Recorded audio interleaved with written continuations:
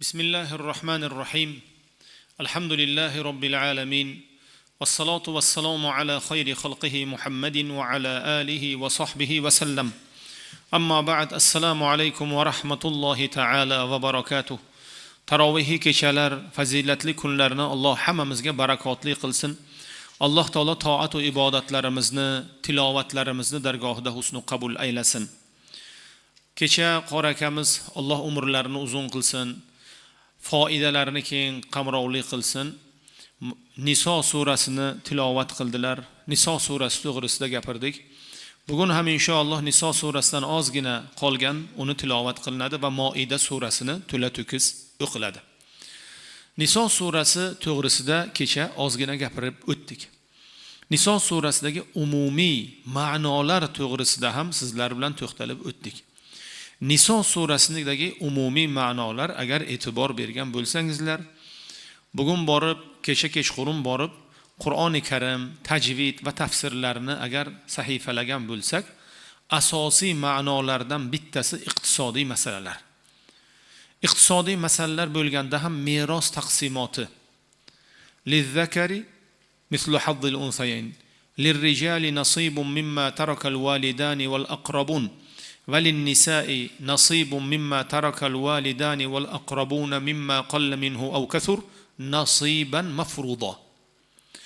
Alloh taolo aytadiki, qolgan merosdan erkakka ham, ayolga ham Alloh taolo o'lchab belgilab bergan aniq nasiba bor deb aytadi.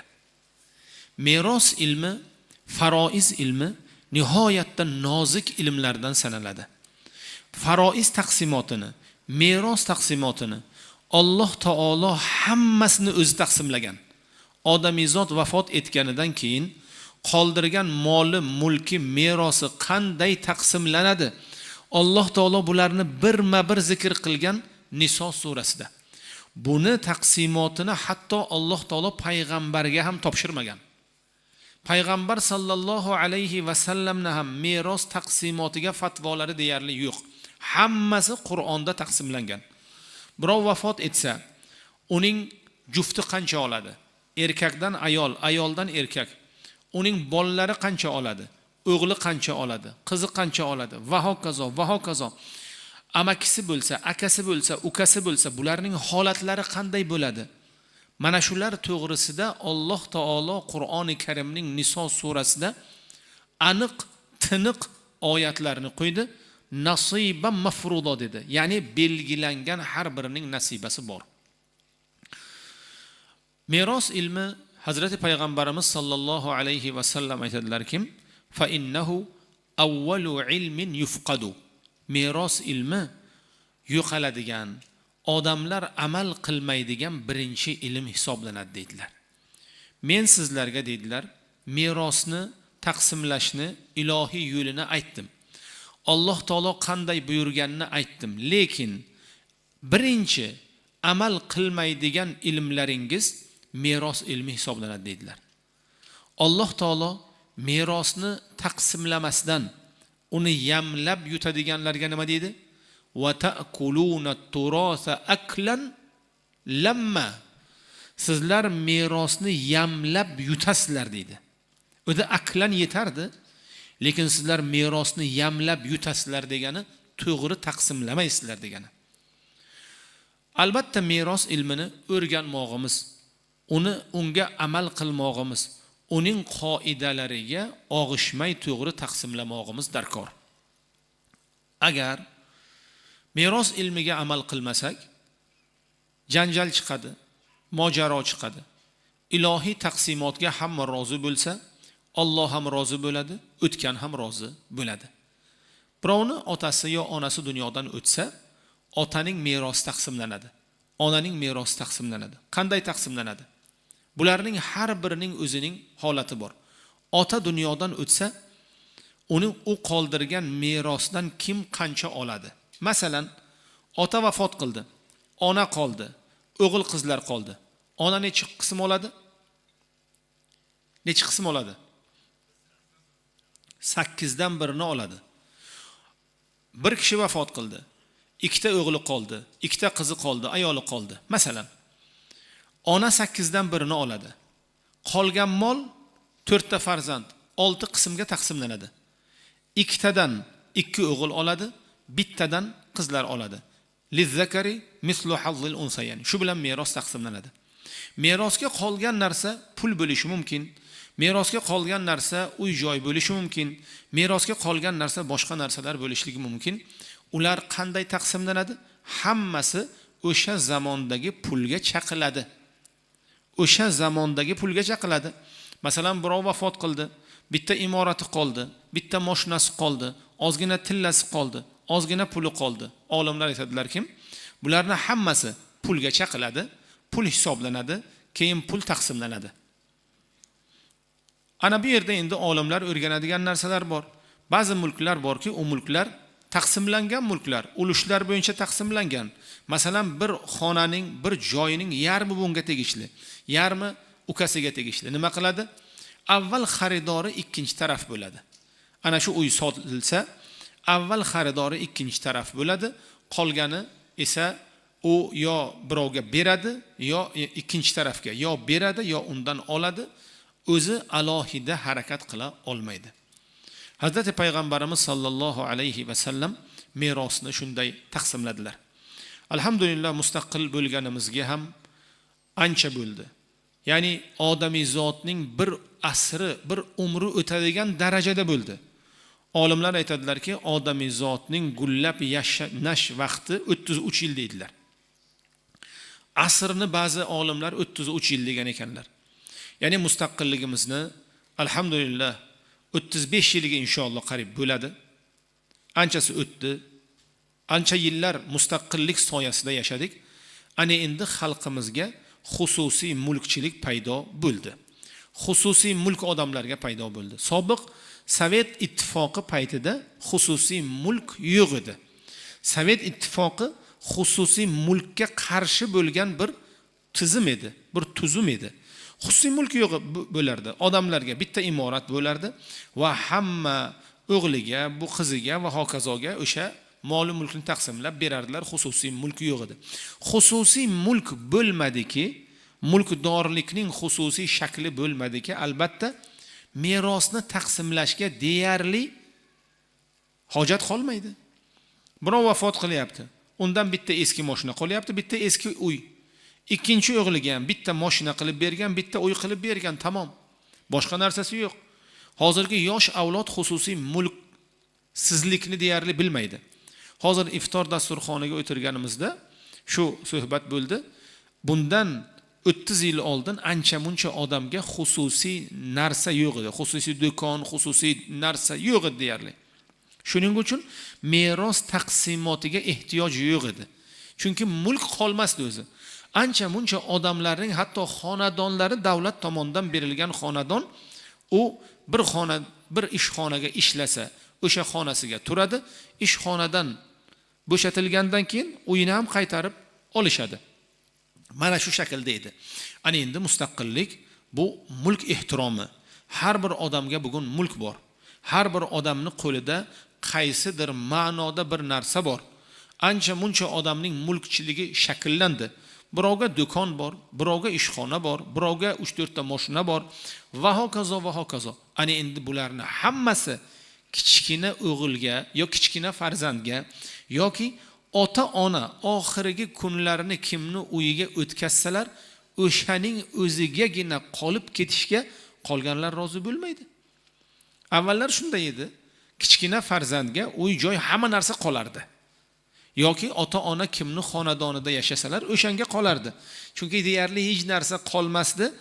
Qoladigan ota-onani pensiyadan orttirgan pullari go'ri cho'pga yarardi. Ya'ni o'sha janozani o'tkazishga yarardi. Ammo hozir bitta do'kon bor, falon pul turadi. Birovni o'nta mashinasi bor, birovni yeri bor, birovni imorati bor, birovni xususiy korxonasi bor. Ana endi u bir kishiga qolsa, qolganlarni albatta norozi qiladi. Va ikkinchidan, bugungi kunda Alloh taoloning marhamati bilan yurtimizdagi narsalarga ham qiymat paydo bo'lib qoldi. Yaqin-yaqingacha, masalan, qishloq joydagi yerlarning qiymati yo'q edi. Shahar joydagi narsalarning ham qiymati shu qadar edi. Hozir bular qimmat bo'lib qoldi, qiymatli bo'lib qoldi.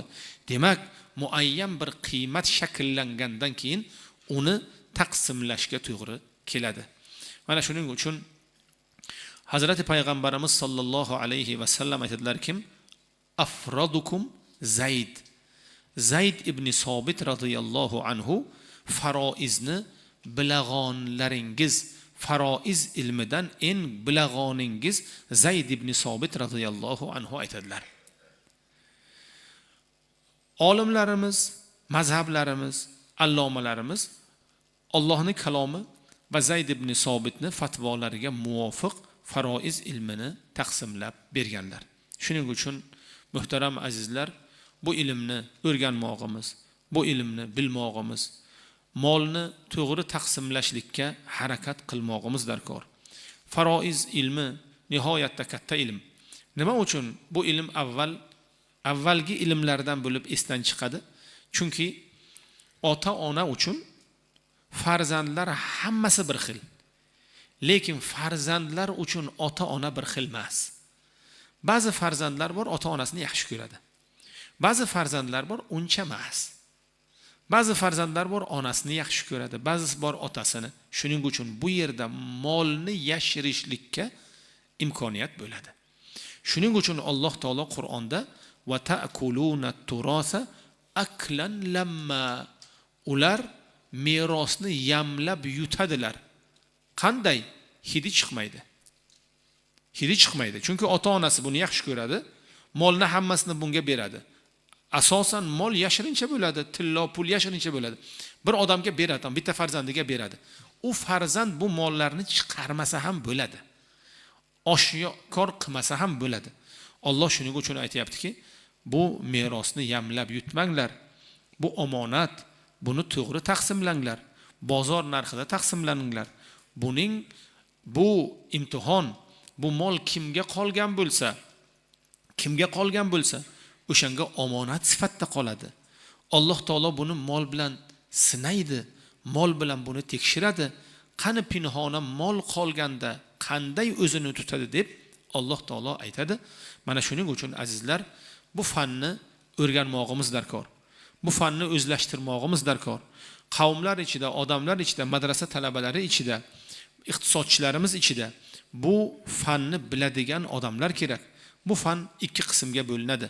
Birinchi qismi nazariy qismi, ikkinchi qismi amaliyot. Nazariy qismi kimga qancha ulush tegadi. Amaliyot qismi esa matematik qancha taqsimlanadi, sonlar bilan ishlaydi. Alloh taolo rahmat qilsin, joylari o'tganlarimiz jannatda bo'lsin. Bu borada kitoblar yozganlar. Bizni mazhabimizda eng ulug' kitoblardan Sirojiya degan kitob bor. Faroiz ilmlari unga yozilgan va har birimiz o'zimizcha emas, aytganimizcha emas, qalbimiz xohlaganicha emas. Nima qilishimiz kerak? O'sha bir biladigan odamga murojaat qilib, nima qilish? Taqsimlashimiz kerak.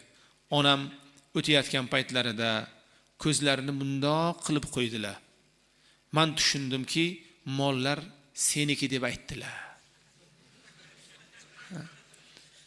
Vafot qilayotgan paytda otam shunoq yostiqqa qarab qo'ydilar, menga qaradilar.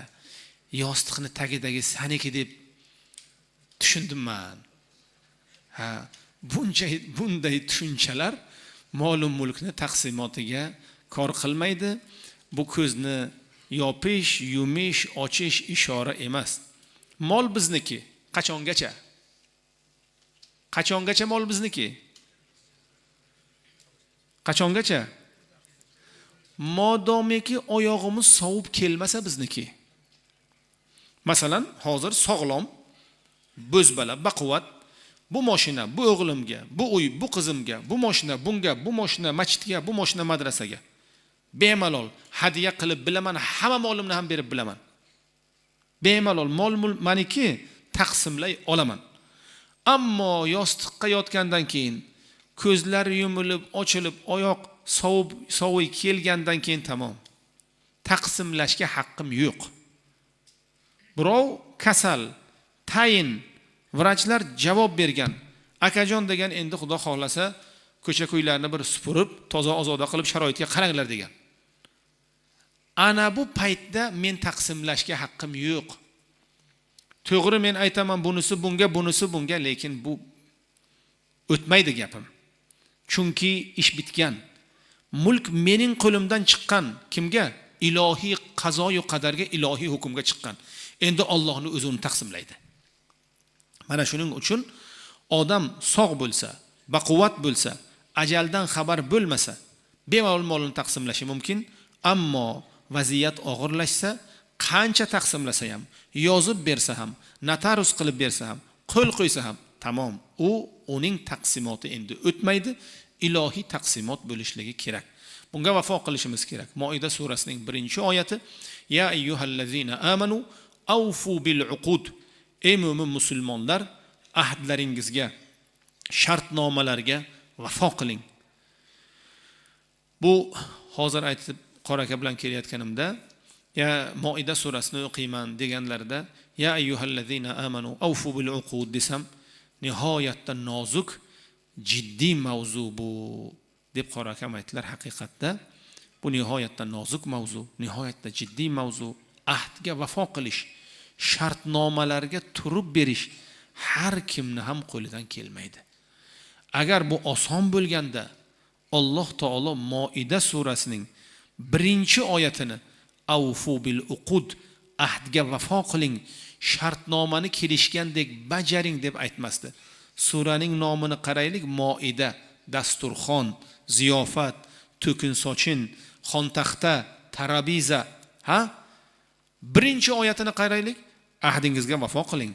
To'kin sochin bo'lganda, dasturxon yoyilganda, ziyofat qurilganda, dunyoga, maishatga, lazzatga berilib, dunyo ko'zingizni qamashtirib, ahdingizni buzmang, shartnomangizni buzmang, vafo qiling deb Alloh taolo aytadi. Ushbu fazilatli kechalarda, barakotli tunlarda dunyo iqtisodiy munosabatlar moddiyatdan, iymon va e'tiqoddan ancha-muncha oshib tushayotgan bir paytda Xudodan so'raymizki, hamma ahdimizga vafo qilishni Alloh nasib qilsin. Hammamiz bergan shartnomamizga, ahdu paymonimizga vafo qilishni Alloh nasib qilsin. Hech birimizni Alloh to'g'ri yo'ldan adashtirmasin. Amin va rabbul alamin.